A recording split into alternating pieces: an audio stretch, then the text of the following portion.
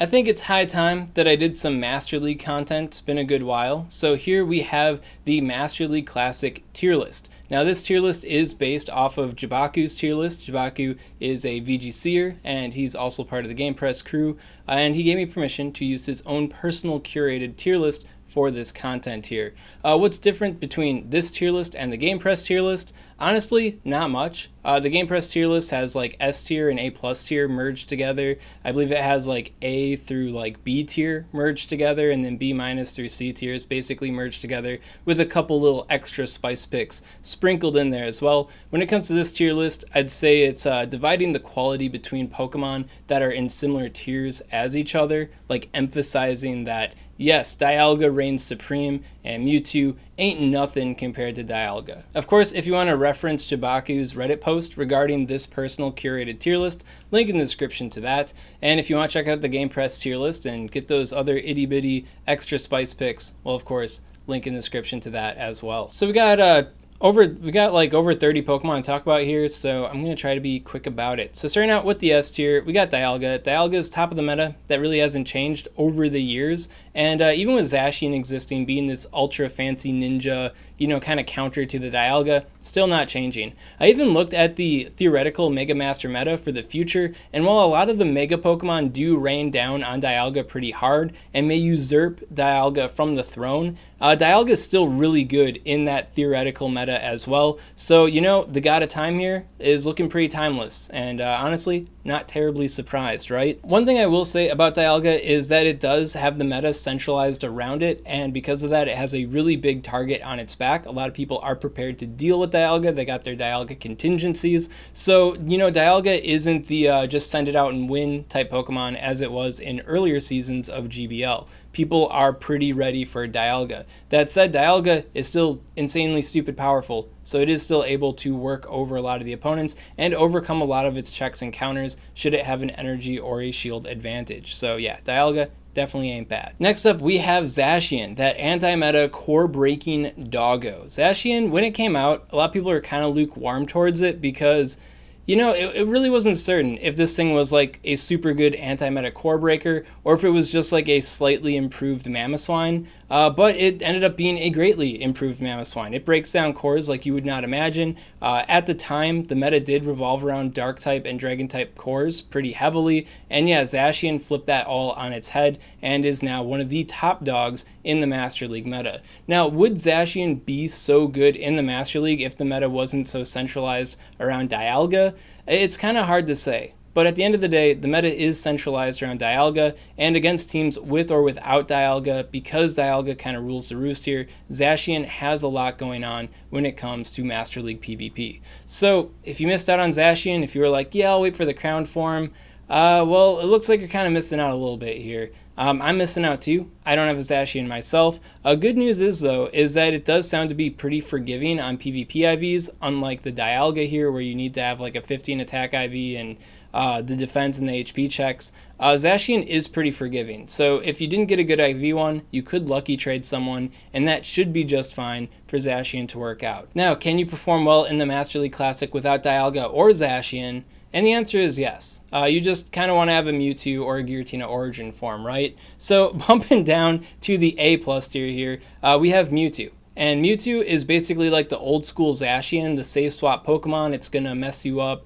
grab shields, do heavy damage, and it still does that in a pretty big way. It's still a really powerful Pokemon, even though Zacian did kind of take its job in a sense.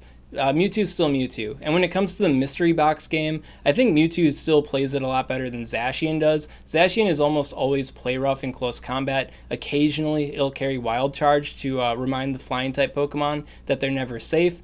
Mewtwo, on the other hand, basically always wants to have the Psy Strike because it's one of the most absurdly powerful moves in the game.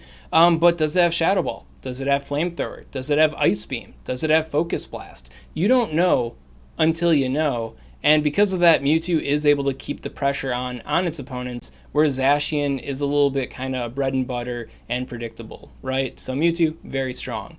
And then we have Giratina Origin Forme. And Giratina Origin Forme is like basically like the ghost type Dialga, if that makes sense. Like Dialga is this dragon doing dragon type stuff, and it's just dragon breath, dragon, right? And then you got Giratina Origion Forme. It's the ghost doing the ghost type stuff. Dragon Pulse, some people use it, but you really do want to carry the Ominous Wind. Just full, unadulterated ghost type Pokemon with really powerful resistances thanks to the Dragon subtyping. And when it comes to Mewtwo and Giratina Origion Forme in the current meta, with Zacian existing, well, in a big brain kind of sense, Zacian being so powerful and so popular kind of reins in the Yveltal, the dark type Pokemon, in a pretty big way. Normal type Pokemon are pretty like spicy, anti-meta. They're not really around all the time type picks as well. So Zacian in a way kind of safeguards these two, especially this guy who's just ghost. Doesn't have to worry about the dark types as much anymore, which definitely boosts the viability of just using Mr. McGhostman here, right? So when it comes to team building, you could get by without using any one of these 4 Pokemon, but I would say that most powerful teams are going to want to have at least one of these Pokemon. And if you can't build a powerful, like, good IV version of any of these Pokemon for the Master League Classic, then it might be a good idea to just sit on the bench for the next 10 days or lean on the A-rank Pokemon a little bit more heavily. Moving down to the A-rank, the first 3 A-rank Pokemon are basically the same idea as like Dialga and Giratina Origion Forme, and that is that they are like pure, unadulterated, peak versions of their own type, right? Lugia has flying type charge attacks. It is the flying type Pokemon, and with the all-powerful Aeroblast, even if you resist Lugia, you do have to be very respectful towards it. I think when it comes to Lugia specifically, more so than Togekiss or Kyogre, kind of a little bit like Kyogre, I feel like Lugia operates in a really good way, where if it comes in on an already weakened opponent, it can chonk it down straight, Dragon Tail damage, and then that means against the next thing that comes in, Lugia is that much closer to Aeroblast, which definitely increases its threat level like significantly.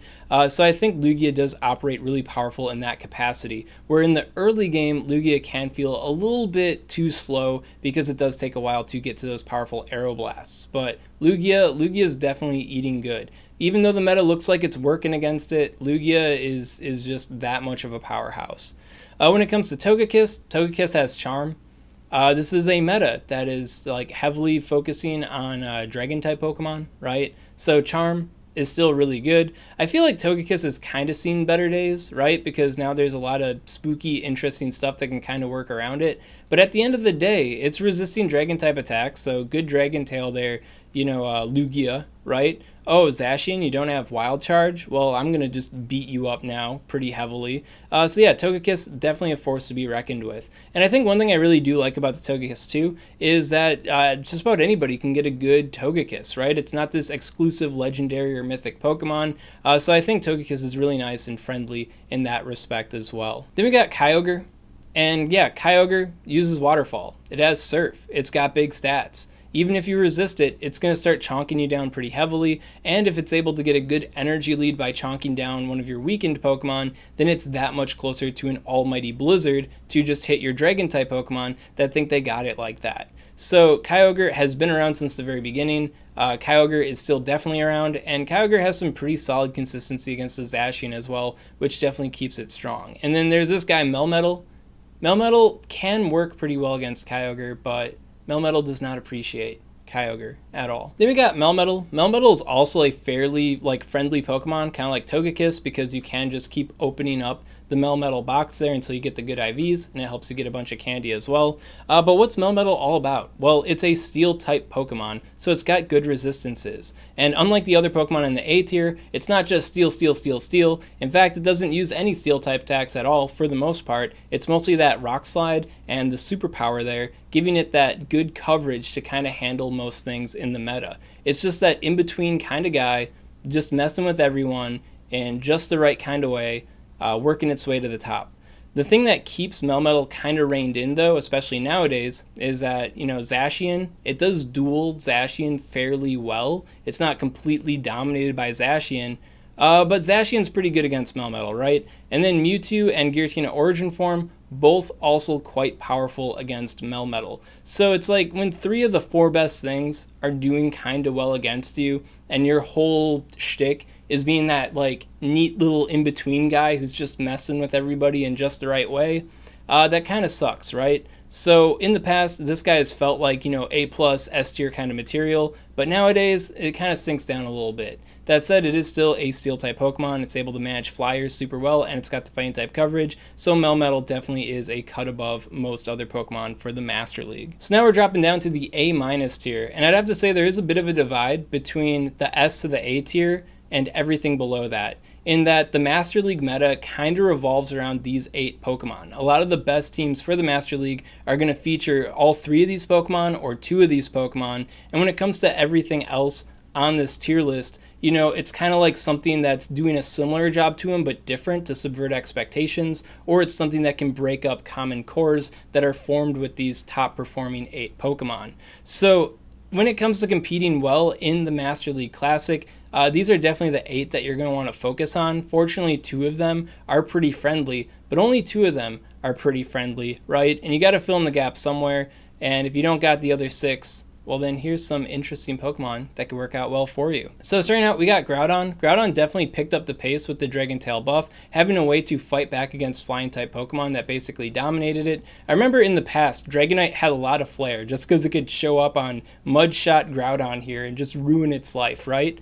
Well, that doesn't really happen anymore with the Dragon Tail access. And I do remember back from my Smogon days, right? Fire, ground, and dragon type coverage was kind of like the trifecta to hurt basically everything, and yeah, Groudon definitely has that going on. Problem with Groudon though is that the Dragon Tails are hitting a little bit too softly sometimes. The Earthquake could come a lot sooner, so it is kind of limited in that respect, especially with the meta focusing on flying types that aren't dragon types. So you got Togekiss, you got Lugia here, so that's not exactly great for Groudon. And then the Zacian matchup is also quite dicey as well because it's resisting the Dragon Tails. So Groudon's really good, but it is a little bit risky at the same time too.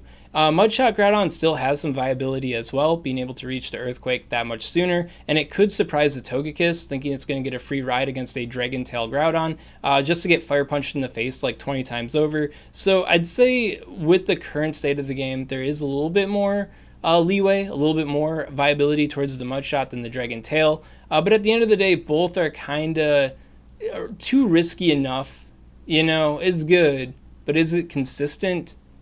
I'll leave that up to you to decide, right? It's A minus tier. It ain't A tier. Then we got Giratina Altered Form, and its whole thing is that it's got that aggressive Dragon type damage. So it's you could use Dragon Pulse on Giratina Origin Form. Not a good idea. Using Dragon Claw on this thing, kind of a good idea.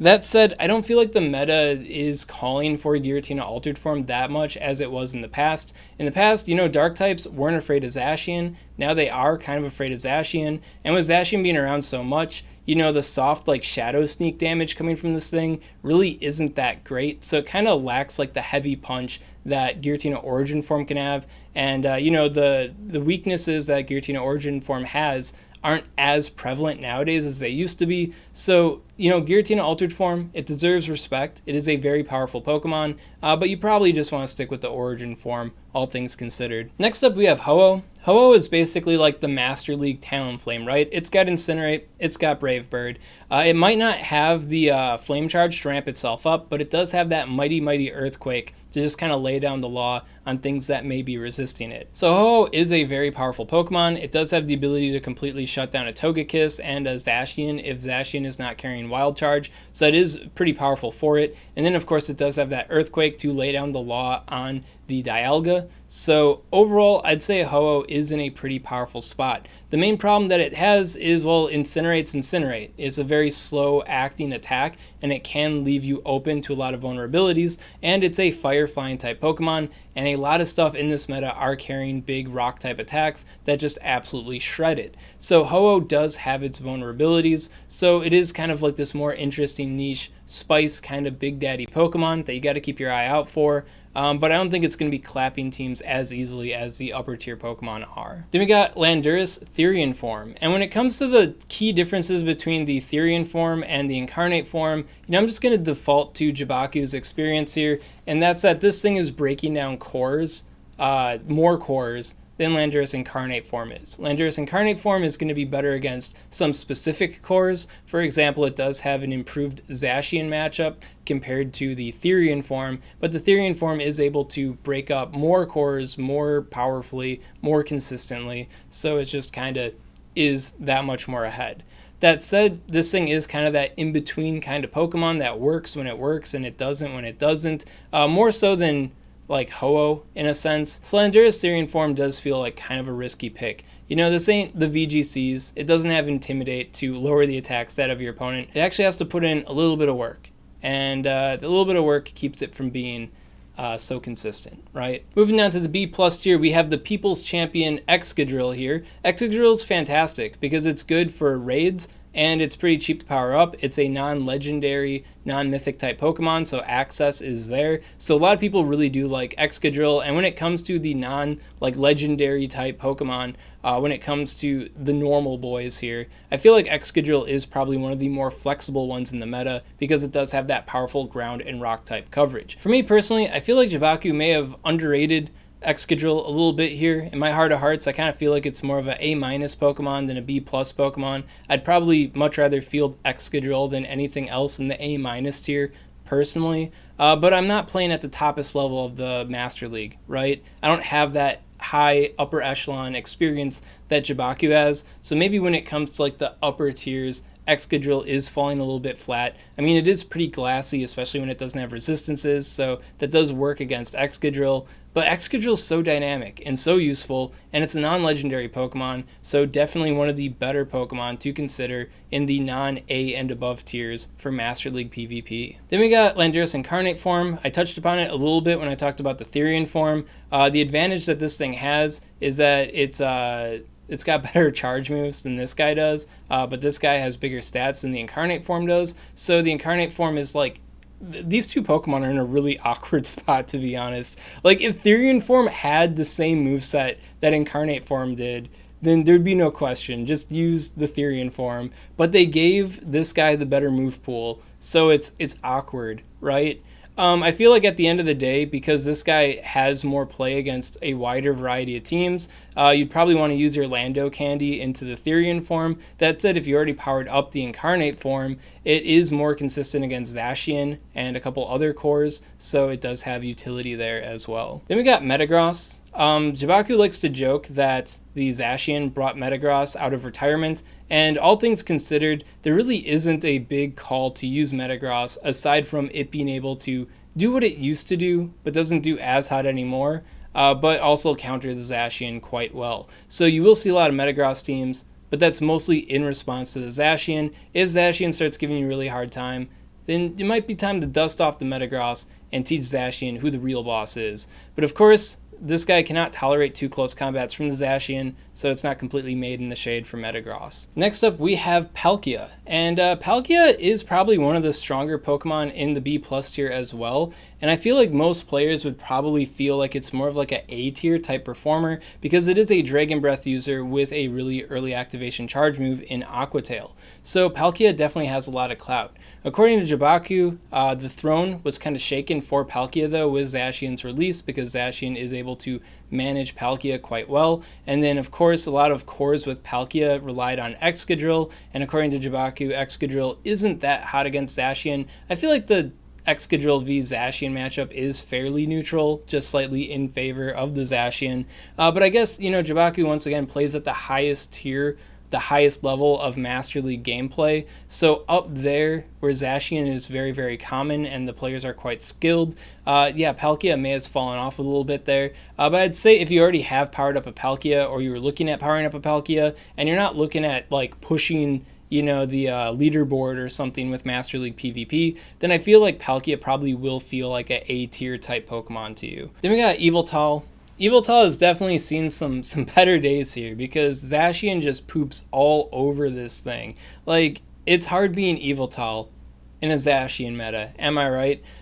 You know, Yveltal can show up, it can break down some cores, it can do really well, but at the end of the day, this thing has to answer to Zacian, and, you know, being able to overcome Steel-type Pokemon with the Focus Blast, You know, in the main series games, we call Focus Blast Focus Miss for a reason, and when it comes to Master League PvP, you're either too slow to get it, or your opponent might shield it, and all that energy just gone to waste there, right? So Yveltal is still really powerful Pokemon in the Master League, but definitely doesn't feel as strong to use as it used to in the pre-Zacian era, if you will. Then next up we have Zarude, and where, you know, Yveltal ain't doing as hot in the Zacian era, Zarude's doing pretty good in the Zacian era, and actually has the ability to overcome Zacian itself sometimes, so I think Zarude definitely has some intrigue as a powerful Dark-type Pokemon to kind of keep Mewtwo and Giratina Origin Forme in line.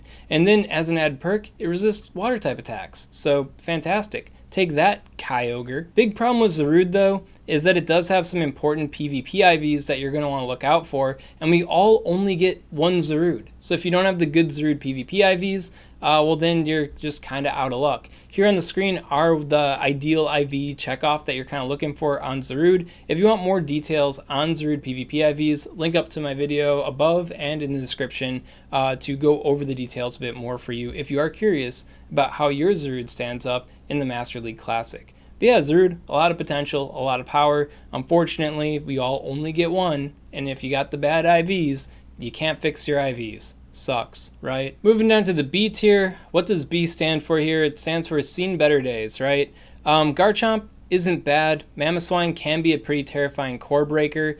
You know, Shadow Mewtwo is Mewtwo, but it's Shadow, right? Snorlax has that neutral damage. It's got the Body Slam, it's got the Lick. And then we got Zekrom. And Zekrom's pretty terrifying as a Dragon Breath user, right? So why are these guys B tier? Why aren't they looking so hot? Well, when it comes to Garchomp doesn't really stand up to the other Dragon-type Pokemon that well. So then you're probably going to be using it as like a Mudshot user with the Outrage, and then maybe a bait move with the Sand Tomb, or laying down the Law with the Legacy Earth Power. But even then, it kind of feels like a knockoff kind of Groudon at that point too. So it's like Garchomp isn't bad. You can definitely win with Garchomp, but it feels like most other Pokemon in the meta are going to have like some kind of advantage over Garchomp. And at the end of the day, the only thing that Garchomp has going for it is that mystery box factor, and other Pokemon with a mystery box, such as, you know, Groudon or Mewtwo or Zacian for that instance, are going to be doing it a little bit better. So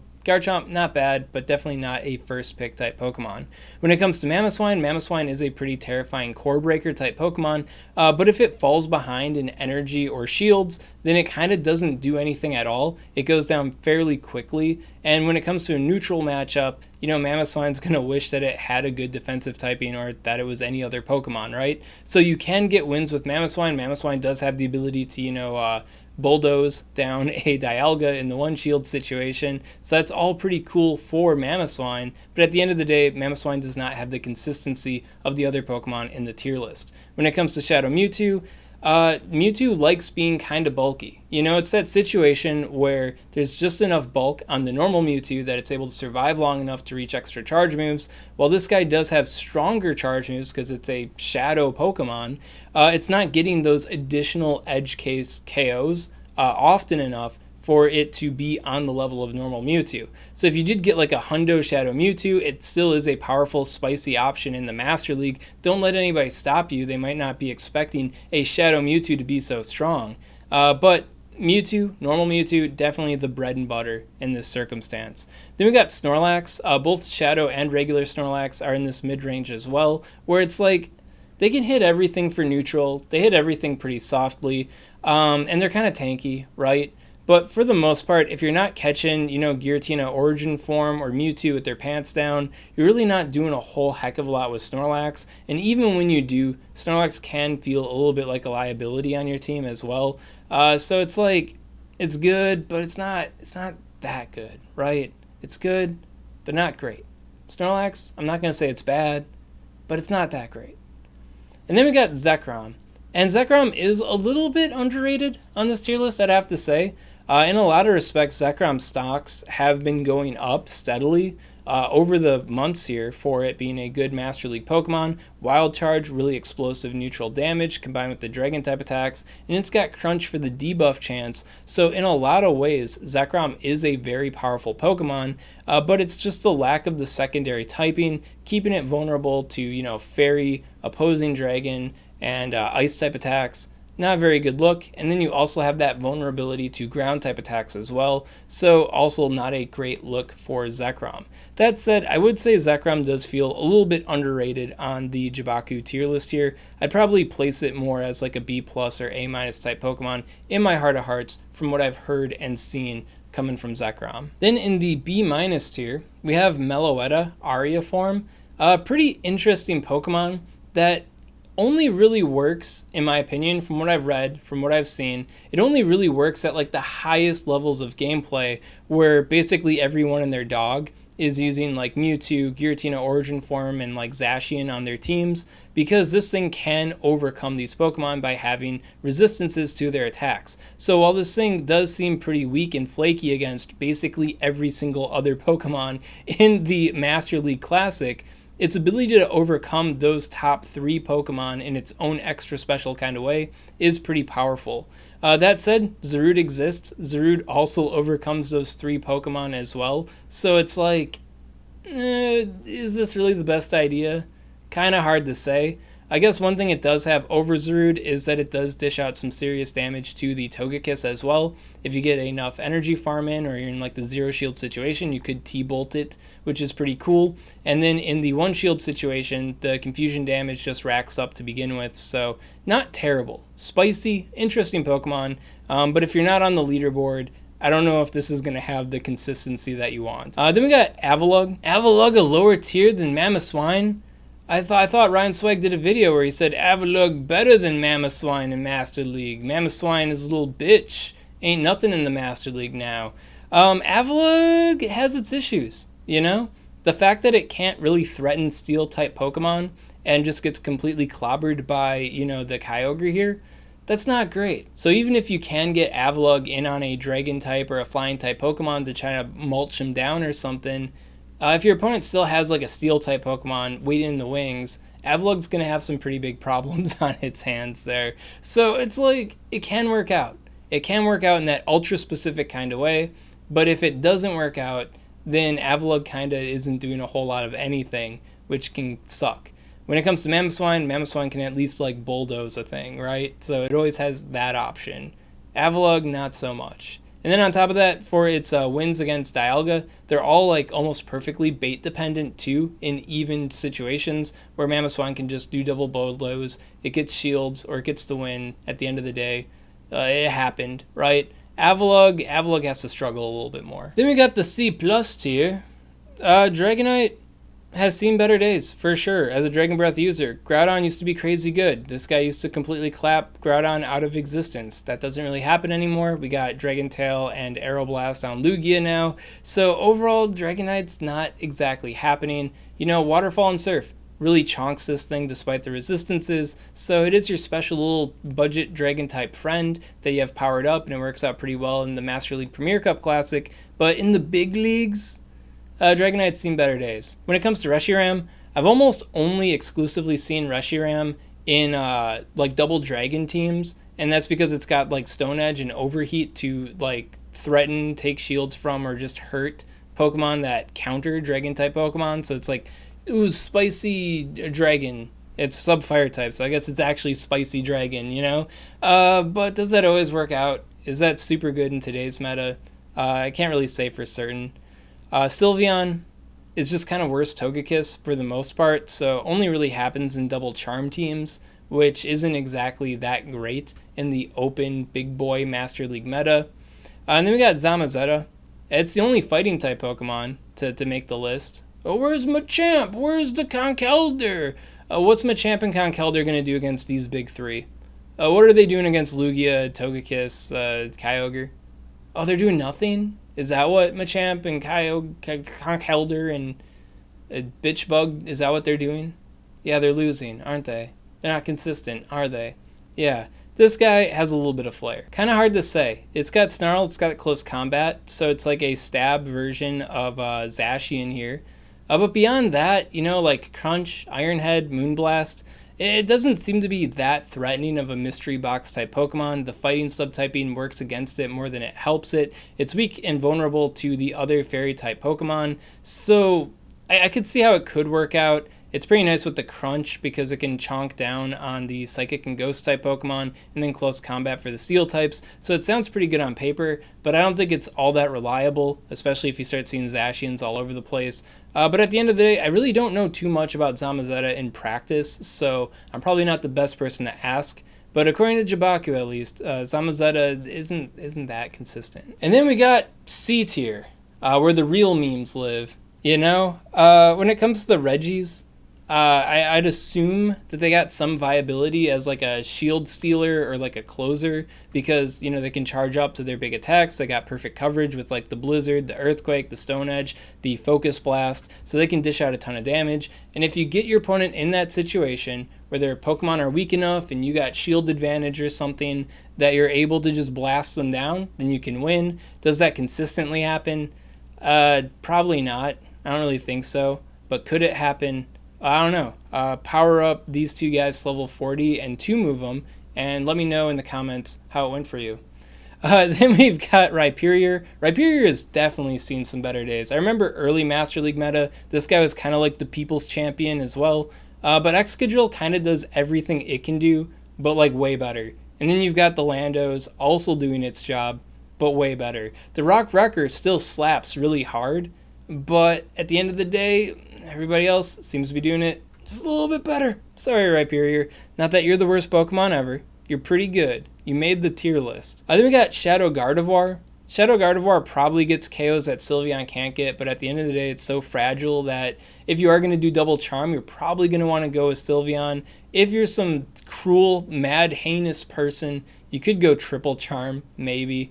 But that doesn't sound like the best idea I've heard for the Master League in a good long time. And then finally, we got Shadow Tyranitar. I actually used a Shadow Tyranitar at one point in time because it was just able to get that break point and able to get those bite-based KOs on enough of the meta. And then you got the Shadow boosted Crunch to just hurt things and bait shields. So there was a time this Tyranitar slapped really hard. Nowadays, there's Zacian, right? Looking at you. I'm a fairy-type Pokemon. You gonna come in and do anything to me, Tyranitar? I don't think so. So if you're in a fight and you didn't get Zacian or Togekiss out of the way, I don't really see this guy putting in a whole lot of work there. That said, if you do have the attack breakpoint on the Shadow Tyranitar, you build it up, you are able to get that breakpoint on Dialga, and you can beat it by spending shields pretty consistently. You are good against the Mewtwo. You are good against the Giratina Origin Forme, and you are good against the Lugia. So those are some good reasons to use Shadow Tyranitar in today's meta. That said, the meta is still very threatening against it. And we got Zacian just staring you down like, what, you really brought a Shadow Tyranitar into Zacian?